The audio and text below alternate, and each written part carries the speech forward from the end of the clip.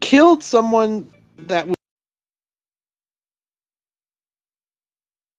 a clown so he could take the form to lure people in, because it probably saw, okay, what this guy does, he goes up to children, gives them food, a balloon, and all that stuff, and they dance with him, and they love him, and they cheer him, and it's like, okay, this is like a honey flypaper where I can just like lure them out and whatever. He's kind of like that fish in Finding Nemo where Dory's like, ooh, look at that cute little light. That's essentially what he is. He's not a spider. He's more like that, which makes more sense given he has this thing known as the deadlights, where there's a scene where it changes a lot. It's supposed to be the Jewish kid Stan who looks into its deadlights, only he's more assaulted by a form of it that he believes his friends left him for dead when they didn't, knowing that we all know what's going to happen to Stan if you remember the Nostalgia Critics review of it. Beth looks in deadlights and has a vision saying, okay, I dreamt that we're just as old as our parents, but we were so scared. Do the thing out of the book where they slice their hands open and make like a blood pact. Really cute montage of them saying goodbye and walking away, and like they're transitioning as they're walking away, like they're fading. Is this like the new movie? Yes. Yeah. It talks about young love and all that stuff, because Ben and Bill both love Beverly. Actually is the first one to give Beverly a kiss out of the Losers Club. Bill gets the kiss at the end, but Ben, the fat kid, gets to give her the kiss, and then he actually admits to her, hey, I wrote you that letter, because he wrote her a poem because he thought she was so beautiful. And I'm Ben get the kiss first. I'm glad, because we know that he a lot cooler as a person when he gets over his weight and all that stuff. The actor wants Chris Pratt to play him, which I'm like, that's cool, but your character has to be 40. Yeah, I don't see that working, especially like Chris Pratt. Oh yeah, but it talks a lot about young love. Bill's character, he's so good, then he has a believable stutter, because he's like there, like he can make a full sentence. Just every once in a while, you hear a stutter. And I loved his character so much because he has something to prove. He has something he wants. Like, he's more motivated than the others. Everyone wants to survive. He just wants his little brother back. Movie, he thinks Georgie is missing rather than dead. His father's like, you need to move on. He's dead. It's kind of like his parents knows the clown took him. Encountered something like this a long time ago. They just won't talk about it. And he gives this very touching speech saying, like, we know what's at my house? Nothing. Just Georgie's stuffed animals, his toys. But he's not there. And I'm like, oh, man, that hits you hard. And it's like he blames himself because he was sick. He didn't know anything like this even existed. But he really should not have let, Georgie go out there alone, even at that age. That's kind of a dumb move, even on his part.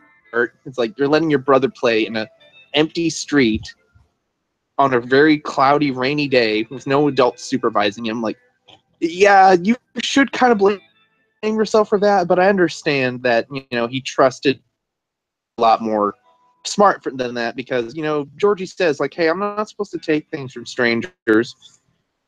Friggin' clown has to twist the words around.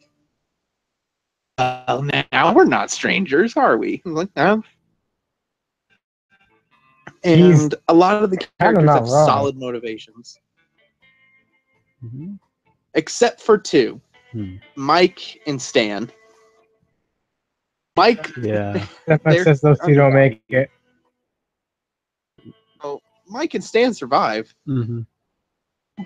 But Mike's story was completely cut. Like, Ben's character is the person who hangs out in the library a lot so he can learn about history.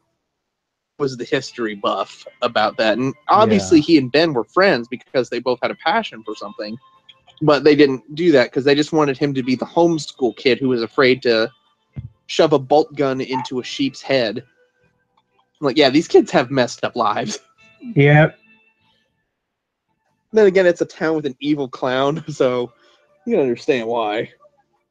And Stan, his biggest fear is like messing up his bar mitzvah speech. And I don't understand what his fear has to do with that. Like, apparently there was the original script where the character that Pennywise takes on, a female character, self, and apparently a tub for women that have recently, became women. And apparently it was supposed to represent a fear of growing up and like maturing into manhood. And apparently there's a deleted scene where he gives a big speech at his bar mitzvah where the clown is there watching him and glaring at him because he reveals like, hey, you're all terrible people because you let this thing, terrorize us. And like everyone stops, like no one moves or anything, like they're in still motion, and it's like, oh fuck. And he knows. He's like, you talking shit, Stan? I heard you talking shit, man. Never talk shit to a clown. It's not a clown, though. Yeah, it's a cosmic entity. Zulu. Yeah, it is pretty much, but it's kind of like actually, this is actually a good way to pronounce it. This Bob Gray is essentially a loser, like the Losers Club, only he's an evil one. Yeah, he's a reject from the Macroverse. Mm-hmm. It's like, oh man, we don't mess with Bob. I was like, hey guys, can I hang out with you? He's like, no, Bob, go away. But by the way, he talks like Scooby-Doo in this. He kind of does, actually.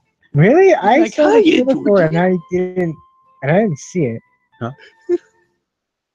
I didn't see it. I didn't see him talking like Scooby-Doo. Yeah.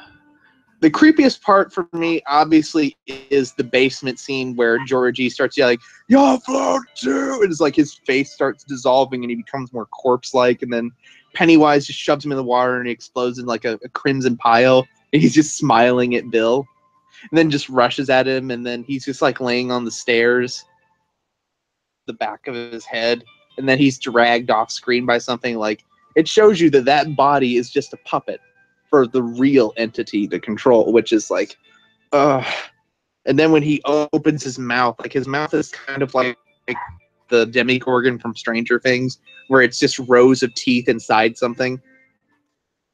What's Stranger Things about? What Stranger Things about? I've watched only a little bit of it, so I can't really explicitly explain it. I think there's like it's a Stephen King fan film. Yeah, pretty much. There's like this weird girl with telekinetic powers. She escapes from some lab, and then these kids find her. And then some crazy stuff. Like, but a bit trench. Nostalgia driven. Be like one of them has an Evil Dead poster in the background. Like, I love that. That shit right there is great. But if you ever get a chance to see it, it's great. And here's the thing that you need to know. There is no nostalgia factor in it. Believe it or not, like, this movie is actually really subtle. Few parts, like, New Kids on the Block and who was it? Richie was playing Street Fighter, I think. Street Fighter. Yeah. But it was just like kind of in there. It wasn't just like, oh hey, look, Street Fighter. That one game. Cut all the 80s stuff out of there. It just looks like a town you grew up in. Exactly. It's got that timeless feel. It's just they don't have cell phones. Although that will be hilarious to see Pennywise take a selfie. Oh no. Duck it! He dabs. Oh no. Okay, now that's actually scary. Oh, yes, that's the real fear that I have. But, Bill Skarsgård's got great lines in there, even though his dialogue is kind of cheesy, where he says, "No, I'll feast on your flesh as I feast on your fear." I'm like, oh, come on. Yeah. It was so hammy. But holy shit, it's awesome when these kids literally, they don't do like how they did in the miniseries where they're just like holding hands and one goes, "This is battery acid, you slime." No, they gang up on this clown and beat the shit out of him, like with like chains and bats. Like, oh. Yeah, it's like Persona. I wanted to yell, "World Star!" All right. Well, anything else about it? Oh, it's a prank! Prank! The clown edition. Oh. But yeah, I recommend you guys see it. Plus, the soundtrack is beautiful. It has like a Poltergeist soundtrack to it, if you know what I mean, where it feels like 100-piece orchestra, where it feels very childlike, very innocent at times, very scary. And I think that's a great part of it because it reminds you, nostalgia-wise, of films that were trying instead of trying to be a cash grab. They wanted to make money, but they wanted to make a movie first rather than a franchise. Right. By the way, this is chapter 1. Like after credits, it said "It Chapter 1: The Losers Club." Yep, they're gonna show them when they're adults, like in the TV film. Or I hope they kind of do things where outside of Gary, everyone acts like a normal person. But when they go in there, they meet adults that sound so bad and cheesy. They're like, "Why are they talking like that?" And they're like, "Oh my god, is this how everyone talked when we were here?" Just completely it's like changed. That really weird thing of coming home. Uh-huh. Because everyone becomes successful except for Mike. He stays behind to become like a librarian. Oh yeah, he did.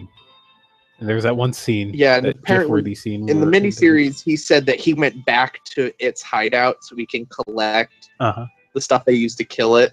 So I'm like, you better not go back there now because it'll be waiting for you. It's like, hiya, Mike. There's a really fucked up scene with Mike where his face is about to be shoved into raw sheep meat, and Pennywise is like right there watching the bullies do it, and he's like not on a little kid's arm, and he just shakes the arm at him, making him wave. I'm like, this is disturbing. It's disturbing but hilarious at the same time. You're not going to walk out of this movie the same. You're going to be like, phew. And I think that's a good thing because it's a movie that makes you not scared. It makes you disturbed and creeped out, especially with cinematographers that worked on stuff like Old Boy and Snowpiercer. So yeah, that's all I got to say about it. Yeah. So anything, any other goings on? Not much really. I finished my first unit of my online classes yesterday. Oh, nice. How's that going? It's pretty good. I mean, the first week was just just getting settled in. Oh, she's just crazy though. Barely could understand it, so I just mostly guessed. Seriously? Okay, well, that's one way to do it. It's mostly just it's just just going over things and online. Yeah, I know. I'm just messing with you. And this week's gonna be Unit 2, and I had to go through the whole freaking process of financial aid, and that one was even more hell. I'm sorry you gotta go through that, man. Financial aid is a jerk. It is. Well, I'm sure you'll do fine. You're a clever dude. Yeah.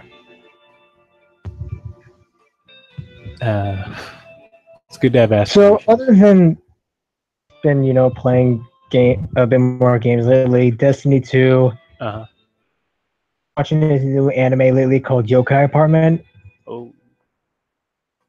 It's this sort of Yokai Watch? No, it's not. I know what you mean. Like, so many people thought it was like a sequel to Yokai Watch, but it's like it's not. It's its own thing. The main guy, Inaba, he's supposed to finally get this chance to go to this new high school at I think it's like he has like a high school dorm, so he can move out of his uncle and aunt's place because he doesn't want to be a burden to them. Mm-hmm. But the place burnt down, and the dorm burnt down, and he was upset. But then he found in the yokai apartments, and he kind of finds out that there's the whole the yokai live there, but he starts to get used to it and stuff. And it's more like a feel good anime. That's nice. It's pretty cool. It's like very heartwarming, very interesting, deep. It's like 13 finished. I'm gonna finish the 13th episode tonight, and I'm gonna watch Blue Exorcist 2, the dubbed. They finally got the dub version out. Blue Exorcist 2, Electric Boogaloo. That's the quickening. It's the Kyoto arc. The original Blue. We're messing with you seriously.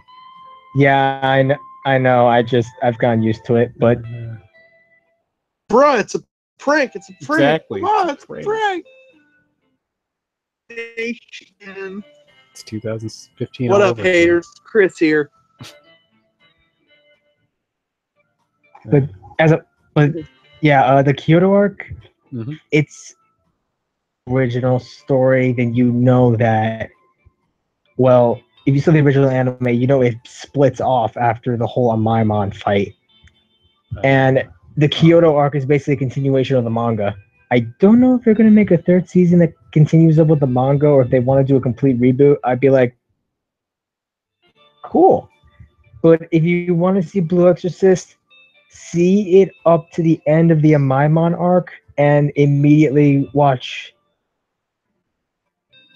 Because the original Blue Exorcist has an anime-only arc, and it wasn't all that good. Yeah, okay.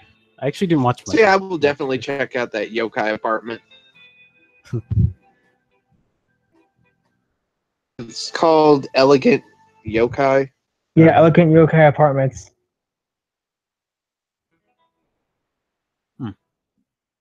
Well, you guys want to actually end it off here because I honestly didn't have that much to say. I'm bored. I'm sorry. It's all my fault. I guess. So, yeah, it looks very interesting. Is that sarcasm? No, I'm just saying that like maybe it might reinvigorate my hope in anime. Oh, that's good.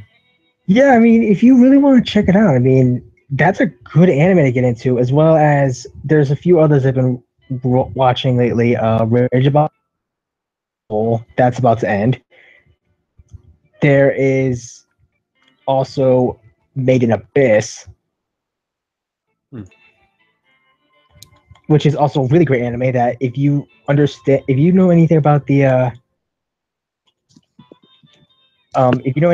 ocean stuff, you kind of be surprised at how much the Abyss takes after it. And like it's subtle, but it's really interesting. Although be warned about episode 10, because that is one of the most infamous scenes of the manga. And Underage gangbang? No. Okay. It says co-written by Stephen King. Oh, damn it. He does like racist Asian novelty glasses. Oh no. And a straw hat. It's like, you mother trucker, you snuck in. And he's got buck teeth just to make it more offensive. Oh, hello, Stephen King. It's like, I thought he was Asian. My goodness. He's a master of disguise. Honestly, Stephen King does kind of look Asian. Just a little bit. He's just that old. Yeah, it's just his age. It's like an Asian person that's like, hey, man, can you believe how white people treat us? Like, I'm white. It's like, no. No way. He was like, I'm not that. The only person that hates me is Nostalgia Critic. He won't stop picking on me. Right. Keeps making videos. Maybe if you wrote better stuff. Yeah. Just saying. Your kids are doing a lot better than you. I'm always New York Times bestseller. No, literally, his every single book he's made Everyone? How many books does he make? I know, It's he like, makes so many. He makes so many new ones every so often. It's like, you're a billionaire now. I mean, in all honesty, he's pedigree, I guess. that, and I think most of the settings in his stories generally are like on the road where he lived. I think. So maybe he just writes now for fun. Probably. Stephen King's made some of the best Mile, Stand By Me, The Shining, even though he hated The Shining, which is weird. Didn't like Kubrick messing with it. I not the Kubrick one, but the original, or not the original, but the one that Stephen King had in mind. It was different.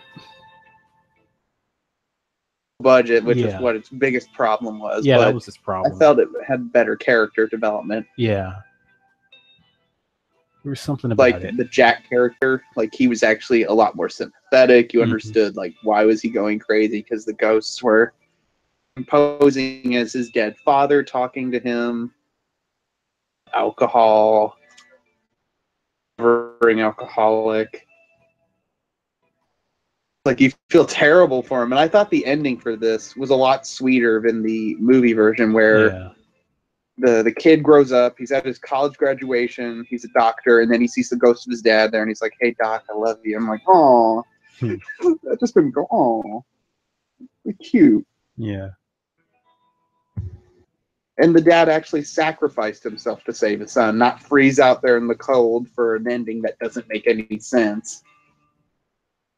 Well, guys, if you gotta analyze it, you gotta look deep between the lines. Yeah, we saw that weird documentary where someone is apparently having a hard-on while shaking someone's hand.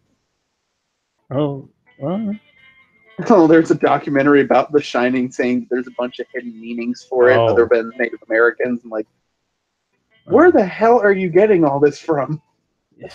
So it's like the precursor to all those clickbait videos. Yeah, but here's one thing they don't explain. Why is there a furry in this movie? Oh, yeah, that part. The ghosts are like, "Hey, you didn't see shit. Don't tell the other ghosts about this." There's this guy in The Shining, the Kubrick version. He was in like a bear suit. He was blowing this other guy. And the guy was like, "Please don't tell my ghost wife about this." Why is your door open? Yeah. Oh God. They don't give a fuck. They've done this billions of times. They live in a continuous loop of existence. Unless it's the torture of that little kid. Oh my God, they have so much fun in both versions messing with that kid. They're like, okay, little kid's coming right here. But I do have to admit, the funniest one is the miniseries one, because they had a guy in a wolf mask.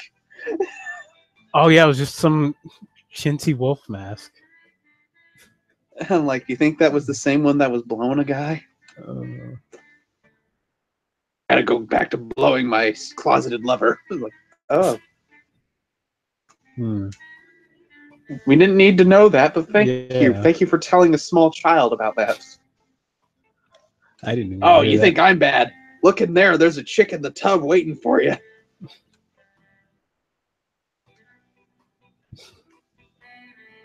There are great Stephen King things. Like, one of my favorite Stephen King film of all time will always be Creepshow.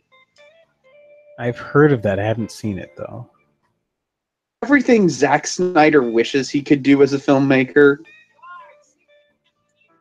It's the best tribute to comic books ever made, specifically the original Tales from the Crypt comics in the DC age. It was written by Stephen King, but it was directed by the late George Romero. Oh. With effects by FX legend Tom Savini, where literally a comic book, because the story starts off with a dad scolding his kid about stealing his Playboys. And he took away his comics, and he's like, "I don't want you reading this crap." And he's like, he talks to like the kid how a dad would talk to his kid. Like, he's like, "Hey, I don't want you swearing at me. I don't want you doing that stuff. Go to your fucking room." And he closes the door, and then the kid's like, "I hope you rot in hell." It's like, okay, this kid's messed up from the start. And then all of a sudden you hear a laugh outside his window. Then you see this like rotting guy in gypsy clothes smile at him, and then the kid's like smiling with him. Where the comic is, and it opens up to show like these many stories of like a zombie dad coming back to life, plant swallowing a young Stephen King whole, bugs popping out of some guy's face, a creature that lives in a crate, zombies from the ocean. Like, it's such a good movie. It actually scares you. You're just like, ugh. And Leslie Nielsen is in it. So good.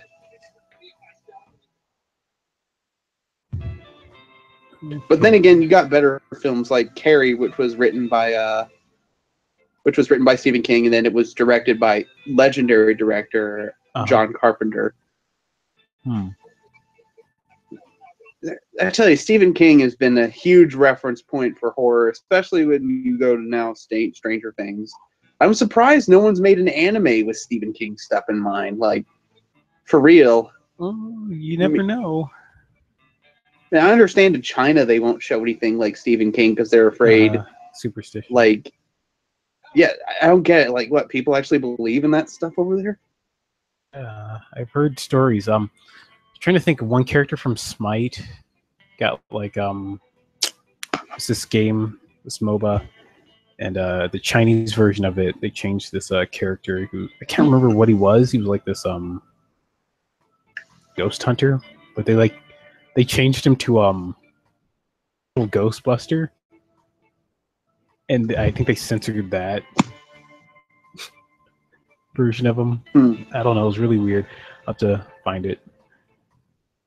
They don't like the ghosts and the spooky skeletons. But they make ghost story movies. Like, they got stuff like the Chinese Ghost Story. They have haunted house movies there, which is weird.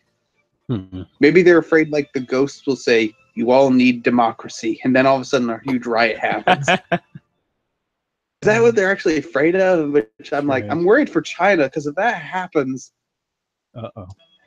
then they'll probably kill us. North Korea's gonna be like, "We ain't messing with China." We're gonna go argue with someone on Twitter now. Dennis Rodman is like, "Who did you think we were arguing with?" I think Dennis Rodman needs to go back to Korea to save us. Exactly. That sounds like a weird action movie. I'd watch it. Rodman, Jean-Claude Van Damme, Kim Jong-un. Fuck it, I would watch that too. Better than The Interview. Yeah. Other than a huge plug for Katy Perry. Oh. I think Katy Perry must have felt really awkward signing her rights off to use that. It's like, this feels wrong. It's like they probably had to get her high first. They were like, "Don't worry, we're just making it for a comedy."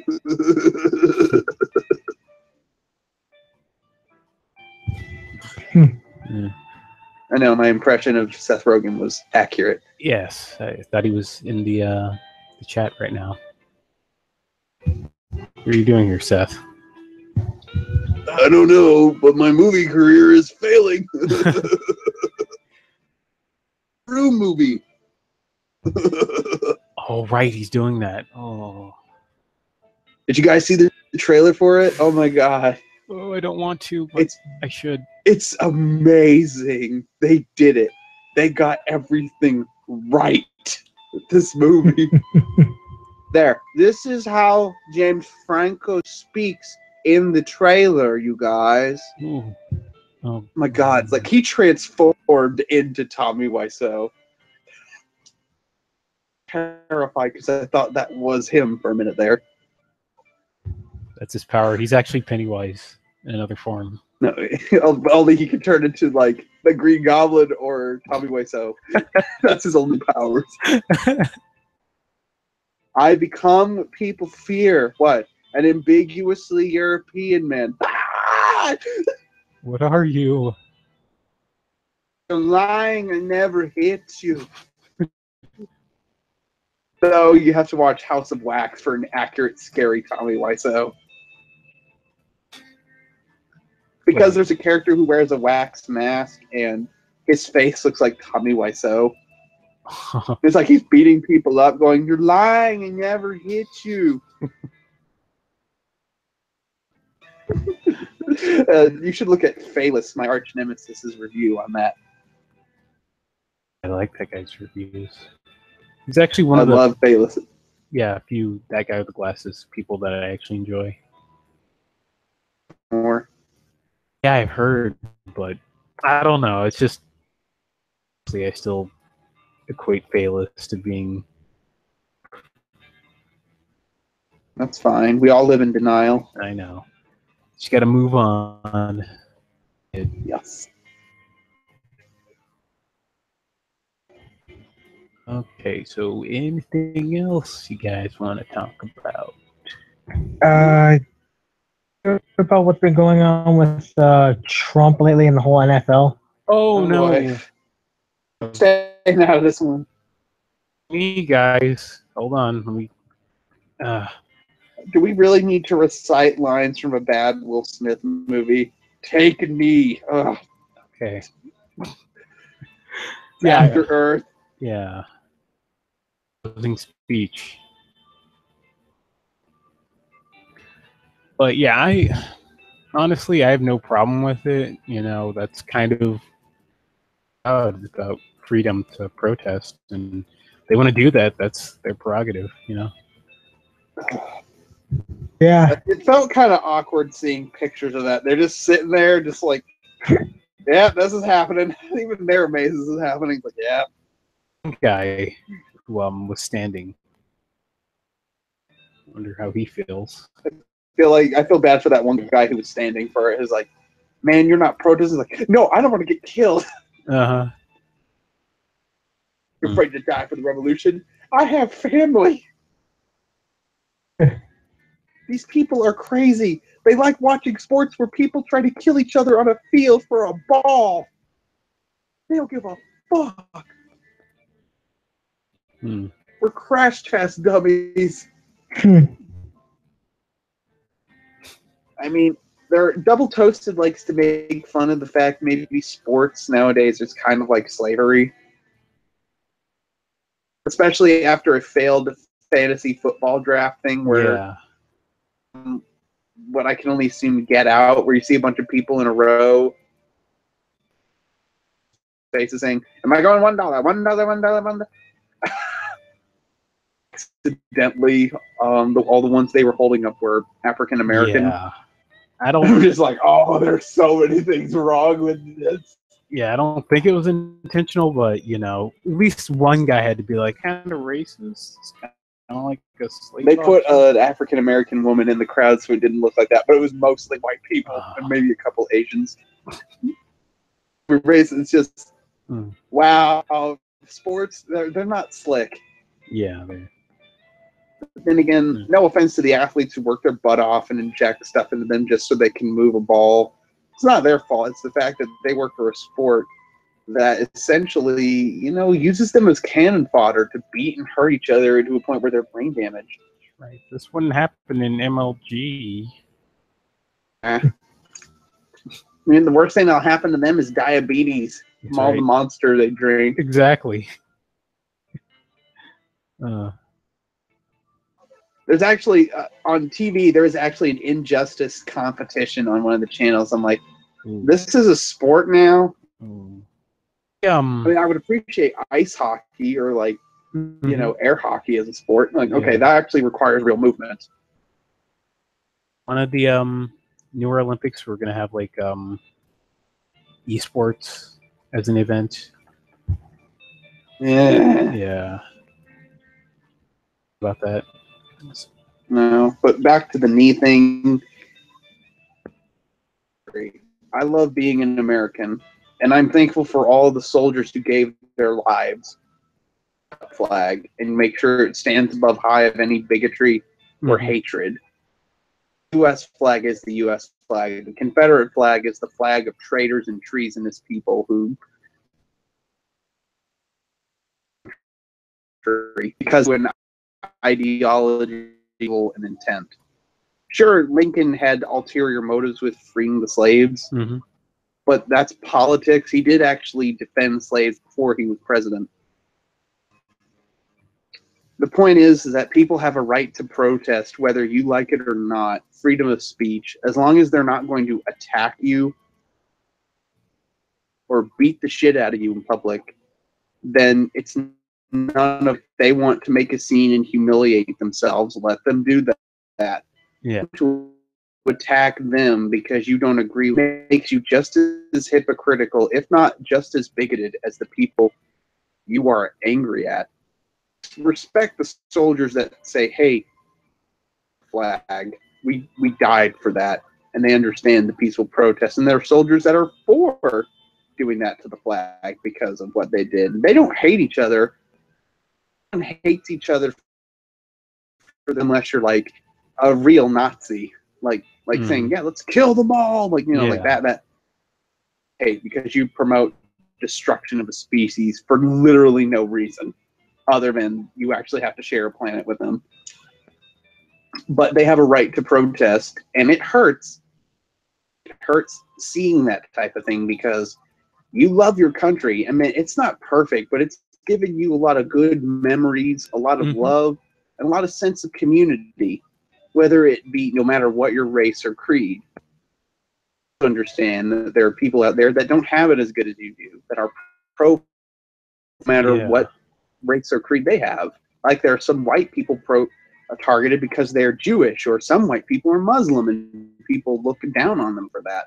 There are some black people who are Jewish, and you know, it's just another cycle of abuse and persecution, even down to something as being homosexual or something else.